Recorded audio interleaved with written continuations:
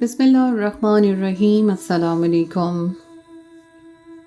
کبھی کبھی انسان پر پڑنے والی آزمائشیں نہ صرف سخت ہوتی ہیں بلکہ بہت زیادہ طویل بھی ہوتی ہیں۔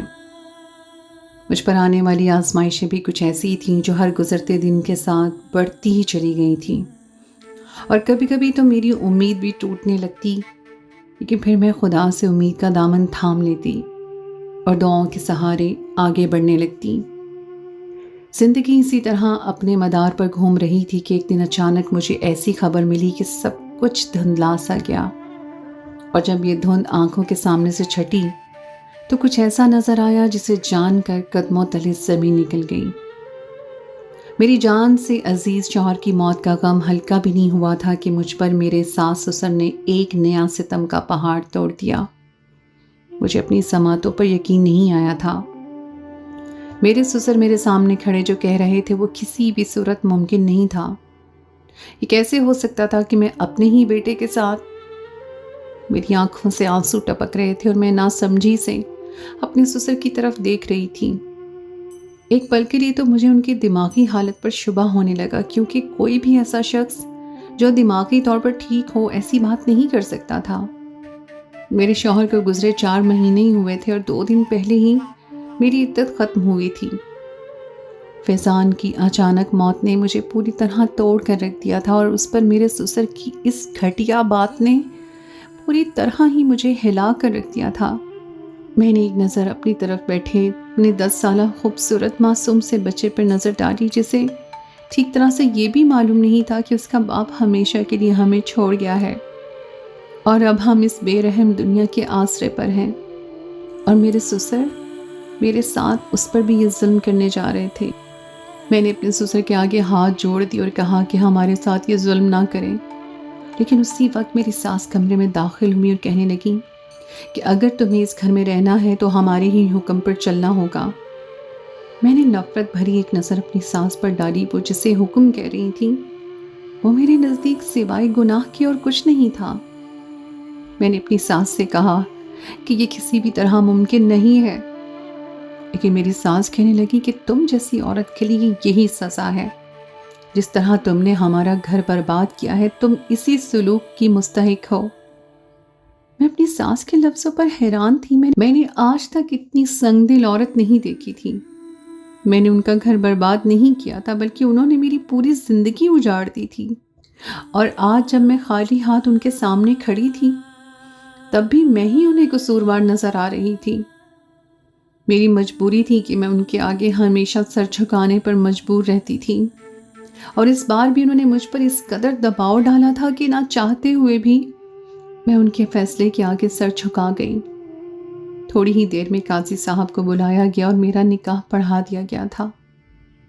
یہ نکاح میری ساس کی مرضی تھی، کیونکہ وہ مجھے اس طرح اپنے گھر میں رکھنا چاہتی تھی، لیکن میرے لیے یہ نکاح سوائے گناہ کے اور کچھ نہیں تھا، کیونکہ اس نکاح کی کوئی شرعی حیثیت نہیں تھی۔ میرا معصوم سا 10 سالہ بیٹا ارمان بہت زیادہ خوش تھا۔ اسے پھولوں کے ہار پہنائے گئے تھے اور اسے بتایا گیا تھا کہ وہ آج دلہا بنا ہے۔ وہ خوشی خوشی میرے پاس بھاگتا ہوا آیا اور کہنے لگا، اماں، دادی نے مجھے دلہا بنایا ہے، دیکھو میں کتنا خوبصورت لگ رہا ہوں۔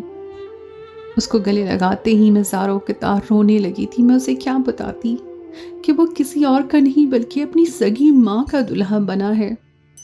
پتہ نہیں کتنی دیر میں اس کے گلے لگ کر سسکتی رہی، اور وہ معصوم بار بار پریشانی سے مجھ سے پوچھ رہا تھا کہ آپ کیوں رو رہی ہیں؟ آپ کو تو خوش ہونا چاہیے۔ ایسے ہی رات ہو گئی تھی اور میں ارمان کو لے کر اپنے کمرے میں بند ہو گئی تھی۔ میرے ہاتھ میں اپنے شوہر کی تصویر تھی، اور مجھے ان سے گلا تھا کہ وہ مجھے اس دنیا کے آسرے پر کیوں چھوڑ گئے۔ ارمان میرے ساتھ ہی بستر پر گہری نیند سو گیا تھا، اور میں پتہ نہیں کب تک اپنی اس بدقسمتی پر آنسو بہاتی رہی تھی۔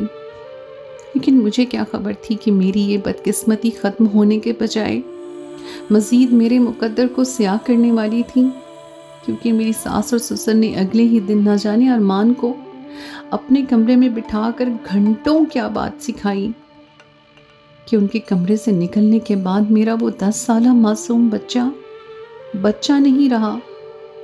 میں باورچی خانے میں کام کر رہی تھی جب بھی وہ پیچھے سے آیا اور بہت بری طرح چیخ کر مجھ سے مخاطب ہوا اور کہنے لگا کہ آپ کب تک باورچی خانے میں کھڑی رہیں گی، جلدی سے میرے کپڑے استری کر دیں، مجھے دادا کے ساتھ باہر جانا ہے۔ اس کی اس انداز پر مجھے بہت غصہ آیا اور میں نے پلٹ کر اسے ڈانٹتے ہوئے کہا کہ یہ آج تم کس طرح مجھ سے بات کر رہے ہو؟ پہلے تو وہ مجھے غصے میں دیکھ کر ڈر گیا، لیکن جیسے ہی اس کی نظر اپنی دادی پر پڑی تو انہوں نے اسے اپنی نظروں سے ہی کوئی اشارہ کر دیا اور وہ میری طرف دیکھ کر پھر سے چیخنے لگا کہ آپ میری بیوی ہیں اور میرا حکم ماننے کے بجائے مجھ پر غصہ کر رہی ہیں۔ ارمان کے لفظوں نے مجھ پر آسمان گرا دیا تھا۔ میں سوچ بھی نہیں سکتی تھی کہ میری ساس مجھ سے نفرت میں اس قدر اندھی ہو جائے گی کہ اسے یہ بھی خیال نہیں رہے گا کہ وہ ایک 10 سالہ بچے کو استعمال کر کے اس کا ذہن خراب کر رہی ہیں۔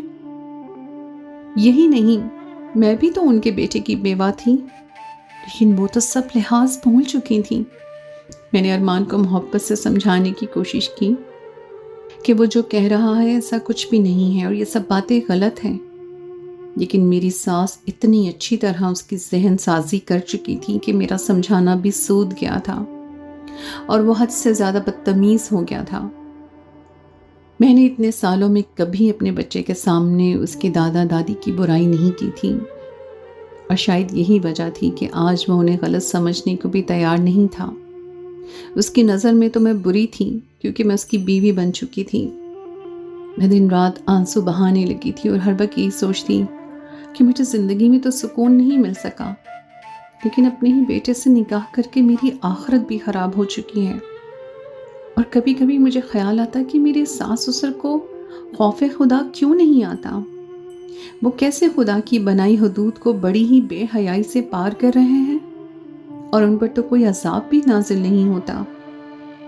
میری اور ارمان کی شادی کے 2 مہینے گزر گئے تھے اور ان 2 مہینوں میں واقعی ہی میرا بیٹا نہیں رہا تھا۔ وہ وہی کچھ کہتا اور کرتا جو اس کے دادا دادی اسے سکھاتے۔ انہوں نے اس کے دل میں میرے لیے بہت زیادہ نفرت بھر دی تھی اور میں چاہ کر بھی اس نفرت کو مٹا نہیں پا رہی تھی۔ 2 مہینے بعد مجھے ایسی خبر ملی جس کو جاننے کے بعد میرے ہوش اڑ گئے، کیونکہ میں ایک بیوہ ہونے کے باوجود بھی حاملہ ہو چکی تھی اور یہ بات کسی صورت ماننے کو تیار نہیں تھی کہ میرا 10 سالہ بیٹا میرے ساتھ کچھ ایسا کر سکتا ہے۔ وہ رات میرے ساتھ ضرور سوتا تھا لیکن وہ 10 سال کا تھا اور نابالغ تھا۔ اور یہی خبر جب میرے ساس سسر کو پتہ چلی تو انہوں نے ایک نیا ہنگامہ کھڑا کر دیا کہ میں نے شوہر کے مرتے ہی نہ جانے کسی کے ساتھ تعلق بنا لیا ہے۔ اور پھر جب بات حد سے زیادہ بڑھی تو ایک ایسا سچ سامنے آیا جسے جان کر میرے رونگٹے کھڑے ہو گئے۔ میرا نام علینا ہے اور میں پیدائشی طور پر ہی بدقسمت ثابت ہوئی تھی، کیونکہ جب میں پیدا ہوئی تو میرے ماں باپ چل بسے اور اسی دن سے میں نے اپنے چچا اور چچی کے رحم و کرم پر ہو گئی۔ میری چچی مجھے اٹھتے بیٹھتے منحوس ہونے کا طعنہ دیتی۔ کم عمری سے ہی میں نے گھر کے کام کاج شروع کر دیے تھے اور اپنی چچی کے لیے ایک مفت کی ملازمہ تھی۔ جیسے جیسے میں جوان ہونے لگی میری چچی کو میرا وجود کھٹکنے لگا، کیونکہ میں ہو بہو اپنی ماں کی طرح خوبصورت تھی۔ چچی کا اکلوتا بیٹا فیضان میری بہت زیادہ ہی حمایت کرتا تھا۔ جب بھی چچی مجھ پر کوئی ظلم کرتی یا گھر کے کام کاج کو لے کر مجھ پر ہاتھ اٹھاتی تو فیضان ہمیشہ بیچ میں چلا آتا اور یہی بات چچی کو ستانے لگی تھی۔ چچا کی نظر بھی مجھ پر ہر وقت جمی رہتی، ان کی موجودگی میں مجھے بہت پریشانی ہوتی تھی۔ چچی کے سامنے تو وہ ایک لفظ نہ کہتے، لیکن ان کی غیر موجودگی میں وہ مجھ سے بہت ہمدردی جتاتے۔ کبھی کبھی مجھے احساس ہوتا کہ چچا واقعی مجھ سے ہمدردی رکھتے ہیں، لیکن چچی کی وجہ سے مجبور ہیں۔ میں 16 سال کی ہوئی تو میرے سامنے رشتے آنا شروع ہو گئے۔ خاندان میں سے بہت سے لوگوں نے یہ سوچ کر میرا رشتہ مانگ لیا کہ میں یتیم ہوں اور بچپن سے ہی گھرداری میں طاق ہوں تو ایک اچھی بیوی اور بہو ضرور ثابت ہوں گی۔ پہلے تو چچی نے یہ سوچ کر سارے رشتوں کا انکار کر دیا کہ میری شادی ہونے پر ان کو مفت کی نوکرانی سے ہاتھ دھونا پڑے گا، لیکن جیسے ہی میرے رشتوں کے بارے میں فیضان کو پتہ چلا تو اس نے صاف لفظوں میں اپنے ماں باپ سے کہہ دیا کہ میری شادی اس سے ہی ہوگی اور چچا چچی میرا رشتہ کہیں باہر کرنے کے بارے میں ہرگز بھی نہ سوچیں۔ فیضان کی اس بات پر جہاں چچا چچی کو صدمہ لگا تھا وہیں میں بھی حیران رہ گئی تھی، کیونکہ ہم دونوں کے درمیان کبھی اس طرح کی کوئی بات نہیں ہوئی تھی۔ فیضان کے منہ سے میرا نام سنتے ہی چچی میری دشمن بن گئی اور اٹھتے بیٹھتے مجھے مارنے لگی۔ ان کا بس نہیں چلتا تھا کہ میرا گلا گھونٹ دیں۔ انہیں یقین تھا کہ میں نے ان کے بولے بالے بیٹے کو اپنی خوبصورتی اور اداؤں کے جال میں پھنسایا ہے، جبکہ مجھے خود بھی فیضان کے دل کا حال علم نہیں تھا۔ مجھے گھر کے کام کاج اور چچی کے ظلم سے نجات ملتی تو میں فیضان کی طرف نظر اٹھا کر دیکھتی۔ مجھے تو یہ بھی معلوم نہیں تھا کہ میں کس قدر خوبصورت ہوں۔ مجھے تو آئینہ دیکھنے کی بھی فرصت نہیں تھی۔ جب چچی کا ظلم حد سے بڑھا اور فیضان کے علم میں یہ بات آئی تو اس نے چچی کو دھمکی دی کہ یا تو ہم دونوں کی شادی کروا دیں یا فیضان ہمیشہ کے لیے یہ گھر چھوڑ کر چلا جائے گا۔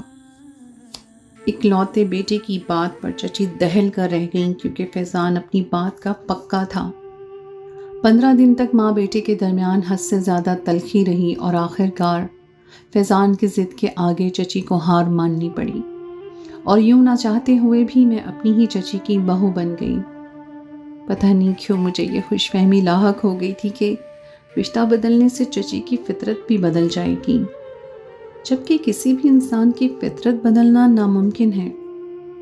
فیضان سے شادی کے بعد بھی نہ ہی میری حیثیت میں کوئی فرق آیا تھا اور نہ ہی چچی کے زبان کے آگے کی خندق بھری تھی۔ چچا جو پہلے کبھی کبھی مجھے شہد لگتے تھے، اب تو ان کی زبان میں بھی کڑواہٹ گھل گئی تھی۔ جب تک فیضان گھر پر ہوتا تو چچی کی زبان پھر بھی کچھ قابو میں رہتی، لیکن فیضان کے گھر سے نکلتے ہی وہ میرے لیے مصیبتوں کے پہاڑ کھڑے کر دیتی۔ سارا دن میں مزدوروں کی طرح گھر کے کاموں میں جٹی رہتی اور فیضان کے آنے تک میرے جسم کے ایک ایک جوڑ میں درد ہونے لگتا۔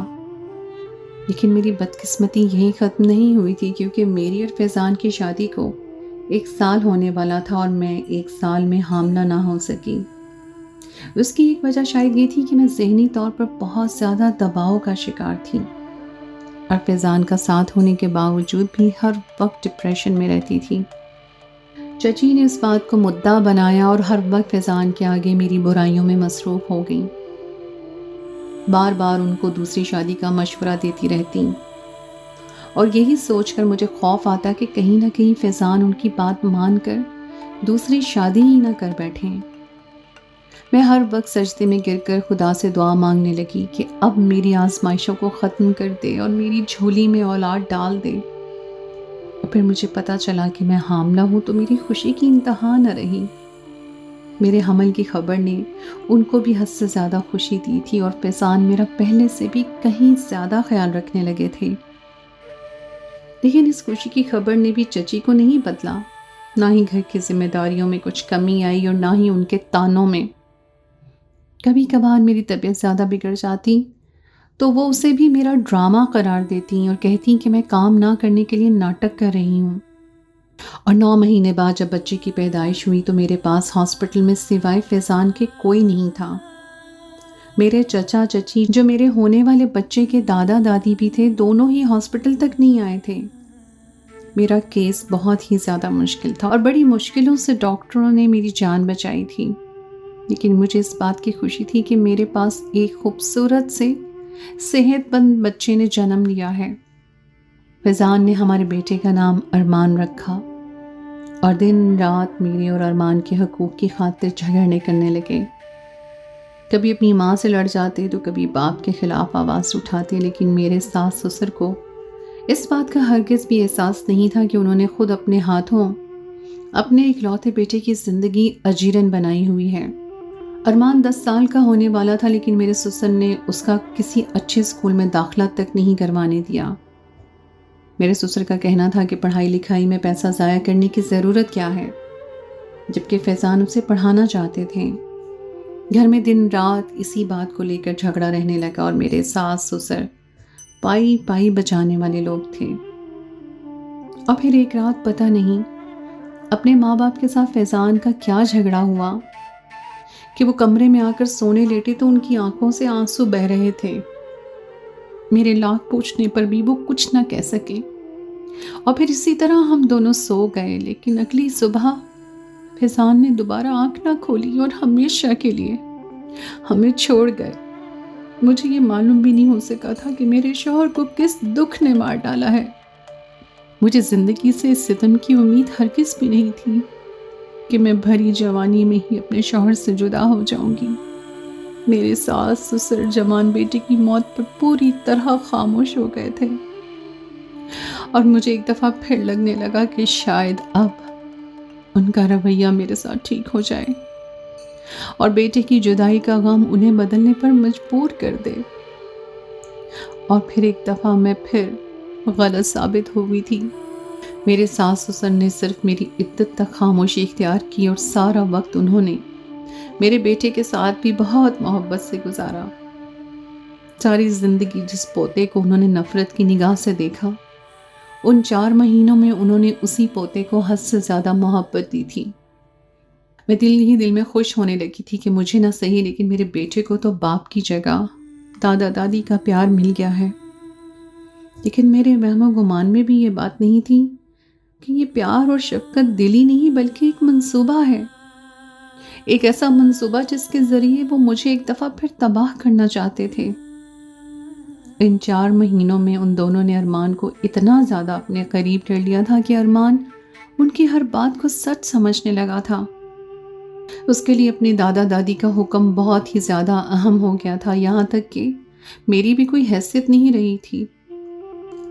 میری عدت مکمل ہوتے ہی میرے ساس سسر نے اسی منصوبے کے تحت میرا اور میرے ہی بیٹے کا نکاح پڑھوا دیا۔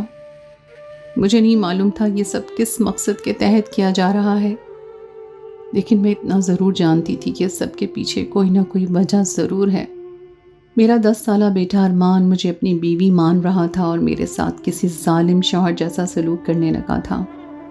جو کچھ اس کی دادی اسے سمجھاتی وہ ویسا ہی کرتا، بات بات پر مجھ پر چیختا، میرے ساتھ بدتمیزی کرتا، اور اگر کبھی میں ڈانٹ دیتی تو مجھ سے ڈرنے کے بجائے مجھے گھر سے نکلنے کی دھمکی دیتا۔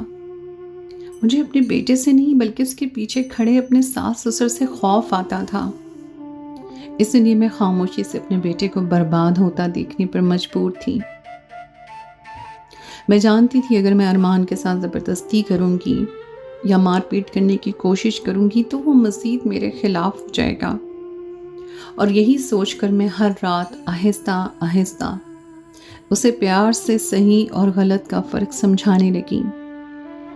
لیکن 2 مہینے ہی گزرے تھے اور مجھے پتا چلا کہ میں حاملہ ہو گئی ہوں، اور یہ خبر مجھ پر قیامت کی طرح تھی۔ میرے شوہر کے انتقال کو 6 مہینے ہونے والے تھے، اور میرا بیٹا جسے زبردستی میرا شوہر بنا دیا گیا تھا ایک 10 سال کا نابالغ بچہ تھا جس کے ساتھ میرا کوئی جسمانی تعلق نہیں تھا۔ تو پھر یہ بچہ کس کا تھا اور میں حاملہ کیسے ہوئی تھی؟ ارمان کے علاوہ گھر میں ایک ہی مرد تھا، وہ میرا سسر تھا، لیکن میرا تو ان کے ساتھ بھی کوئی ایسا تعلق نہیں تھا۔ یہ خبر زیادہ دن تک چھپ نہ سکی تھی، اور میرے ساس سسر کو پتہ چل گیا تھا کہ میں حاملہ ہوں، اور میری ساس نے ایک نیا ہنگامہ کھڑا کر دیا کہ میں کس طرح حاملہ ہو سکتی ہوں جبکہ ارمان صرف 10 سال کا ہے۔ اور پھر میرے سسر نے مجھ پر الزام لگا دیا کہ میں نے جان بوجھ کر کسی کے ساتھ تعلق بنا رکھا ہے۔ میرے سسر نے انتہائی گھٹیا زبان استعمال کرتے ہوئے کہا کہ بہو، اگر تم سے اپنی جوانی سنبھالی نہیں جا رہی تھی تو تھوڑا انتظار کر لیتی، جلد ہی تمہارا بیٹا جوان ہو جاتا۔ اپنے سسر کے ایسے لفظوں پر میں شرم سے زمین میں گڑ گئی تھی۔ نہ ہی میرا کسی کے ساتھ کوئی تعلق تھا اور نہ ہی میں کسی کو جانتی تھی۔ مجھے اس 4 دیواری سے نکلے ہوئے بھی برسوں گزر گئے تھے، اور اگر یہ بچہ ارمان کا نہیں تھا تو پھر میرے سسر کا تھا، اور مجھے اس بات پر یقین ہو چلا تھا۔ اور یہی بات جب میرے منہ سے نکلی تو میری ساس نے ایک زوردار تھپڑ میرے منہ پر دے مارا اور کہنے لگی کہ تجھ جیسی منحوس کو اپنے گھر میں پناہ دے کر ہی مجھ سے غلطی ہو گئی۔ پہلے تو میرا بیٹا کھا گئی اور اب تو میرے شوہر کے پیچھے پڑی ہے۔ میں نے روتے ہوئے اپنی ساس سے کہا کہ چچی اگر ایسی بات ہے تو وہ ٹیسٹ کروا سکتی ہیں، مجھے یقین ہے یہ بچہ کسی اور کا نہیں بلکہ چچا کا ہے۔ مجھے وہ بیتے ہوئے دن یاد آ رہے تھے جب چچا چچی کی غیر موجودگی میں میرے ساتھ شہد ہوا کرتے تھے۔ میرے اور فیضان کی شادی کے بعد ہی چچا کی وہ نظر مجھ پر ہی تھی، لیکن جب فیضان نہیں رہے تو شاید دوبارہ ان سے نیت خراب ہوئی تھی، اور یہی سوچ کر جب میں نے ٹیسٹ کروایا تو میری سوچ بالکل صحیح ثابت ہوئی۔ میرے پیٹ میں موجود بچہ کسی اور کا نہیں بلکہ میرے سسر کا تھا۔ یہ جان کر میری ساس کی حالت بہت زیادہ خراب ہو گئی، اور جب انہوں نے اپنے شوہر سے پوچھا تو میرے چچا نے خود ہی قبول کر لیا کہ وہ رات کے کھانے میں نیند کی دوا ملاتے، جس کی وجہ سے میری ساس، میں اور ارمان تینوں گہری نیند سو جاتے، اور پھر وہ میرے ساتھ ہر رات بدکاری کرتے۔ لیکن انہیں یہ اندازہ نہیں تھا کہ میں حاملہ ہو جاؤں گی، کیونکہ اتنے سالوں سے میرا کوئی بچہ نہیں ہوا تھا۔ اور پھر میرے سسر نے ایک ایسی بات بتائی جسے جان کر میرے ہوش اڑ گئے۔ ارمان میرا بیٹا نہیں تھا، کیونکہ ڈیلیوری کے وقت میرے پاس مردہ بچے کی پیدائش ہوئی تھی، اور فیضان نے میری خاطر ہاسپٹل سے ہی ایک ناجائز بچے کو لے کر میری گود میں ڈال دیا تھا۔ اس بچے کی ماں اسے ہاسپٹل کے باہر لگے ایدھی کے جھولے میں ڈالنا چاہتی تھی، لیکن اس سے پہلے ہی میرے شوہر نے منت کر کے اس سے وہ بچہ لے لیا تھا اور میری گود میں ڈال کر اس کا نام ارمان رکھ دیا تھا۔ یہ بات میرے سسر کو بھی اس دن پتہ چلی جس رات فیضان کا انتقال ہوا تھا، اور میرے سسر نے جب فیضان سے کہا کہ وہ ارمان کو اپنا خاندانی نام نہیں دے سکتے اور ساتھ ہی وہ مجھے بھی بتا دیں گے کہ یہ بچہ ہمارا نہیں ہے، تو فیضان اپنے باپ سے بری طرح جھگڑنے لگا، اور اس رات اسی لیے روتے ہوئے سوئے تھے کیونکہ انہیں میری فکر تھی، اور اسی فکر میں ان کی جان چلی گئی تھی۔ میرے سسر کو لگا تھا کہ میں ایک بانجھ عورت ہوں، اور اسی لیے انہوں نے یہ سوچا ہی نہیں کہ میں ان کے بچے کی ماں بن جاؤں گی۔ میرا اور ارمان کا نکاح انہوں نے اس لیے پڑھایا تھا کہ میں ساری زندگی ان کی چوکھٹ پر بیٹھی رہوں، اور فیضان کی وہ ساری جائیداد جو مرنے سے پہلے فیضان نے میرے نام کر دی تھی وہ کسی اور کے پاس نہ جائے۔ میرے سسر کو عمر کے اس آخری حصے میں بھی رشتوں سے زیادہ جائیداد کی فکر تھی۔ میری ساس نے خود ہی دھکے دے کر اپنے شوہر کو گھر سے نکال دیا، کیونکہ میرے سسر نے میرے ساتھ بدکاری کی تھی، اور یہ بات میری ساس کو کسی صورت قبول نہیں تھی۔ چچا لاکھ روئے گڑ گڑائے، لیکن چچی نے انہیں معاف نہیں کیا۔ مجھے بھی یہ بات آج ہی پتہ چلی تھی کہ مرنے سے پہلے فیضان نے اپنا سب کچھ میرے نام لگایا تھا، اسی لیے میں نے بھی اپنے سسر کو دہلیز سے اندر قدم رکھنے نہیں دیا۔ میں ارمان کو لے کر امام صاحب کے پاس گئی اور ان سے ہماری شادی کا مسئلہ بیان کیا۔ امام صاحب کہنے لگے کہ آپ نے اس بچے کو اپنا دودھ پلایا ہے، اسی لیے آپ کا دودھ شریک بیٹا ہے۔ آپ کا اس سے نکاح کسی صورت جائز ہی نہیں ہے، آپ دونوں پہلے کی طرح ہی ماں بیٹا ہیں۔ امام صاحب کی بات سن کر مجھے سکون ہو گیا تھا، اور میں ایک بہت بڑے گناہ سے بچ گئی تھی، لیکن میرے پیٹ میں جو بچہ تھا وہ ناجائز تھا۔ میں نے اس بچے کی زندگی اور قسمت خدا پر چھوڑ دی تھی۔ مجھے امام صاحب کے پاس سے واپس آئی تو میری ساس مجھے کہیں نظر نہیں آئی۔ میں ان کے کمرے میں گئی تو یہ دیکھ کر میری جان نکل گئی کہ میری ساس وہاں گری ہوئی پڑی تھیں۔ ان کے کولے کی ہڈی 2 جگہ سے ٹوٹ چکی تھی، اور وہ پوری طرح بستر سے لگ گئی تھیں۔ وہ تو اپنی حاجت کے لیے باتھ روم تک نہیں جا سکتی تھی، اور میں ہی ان کا سب کچھ بستر پر دیکھ رہی تھی۔ میری ساس کو کچھ ہی دنوں میں ایک طرف فالج بھی ہو گیا، اور وہ سارا دن بستر پر پڑی عجیب عجیب آوازیں نکالتی۔ میں ان کی ہر ممکن خدمت کرنے کی کوشش کرتی، لیکن وہ اپنے دل کی کوئی بات نہ کہہ پاتی۔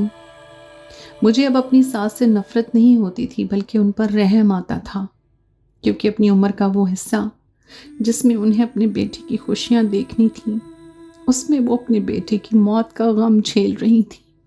میری آزمائشوں کا سلسلہ یہاں ختم ہو گیا تھا۔ میں اپنے بیٹے کے ساتھ بہت خوش تھی۔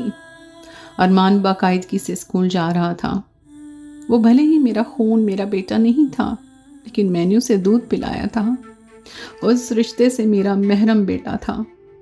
آپ لوگ بتائیں، کیا میں نے اپنے سسر کو اس طرح ہماری زندگی سے ہمیشہ کے لیے نکال کر ٹھیک کیا، یا پھر یہ ان کے ساتھ کوئی زیادتی ہے؟ تو دوستو، یہ تھی میری آج کی کہانی۔ امید ہے آپ کو آج کی کہانی پسند آئی ہوگی۔ کہانی اچھی لگے تو اس کو لائک ضرور کیجیے، اپنے دوستوں کے ساتھ شیئر کیجیے، اور اگر آپ نے ابھی تک میرے چینل کو سبسکرائب نہیں کیا تو اس کو سبسکرائب کر لیجیے، ساتھ ہی لگے بیل کے بٹن کو بھی پریس کر دیں تاکہ آپ کو میری آئندہ آنے والی کہانی کا نوٹیفیکیشن بر وقت مل سکے۔ اگلی کہانی تک کے لیے مجھے دیجیے اجازت۔ خدائے پیمان۔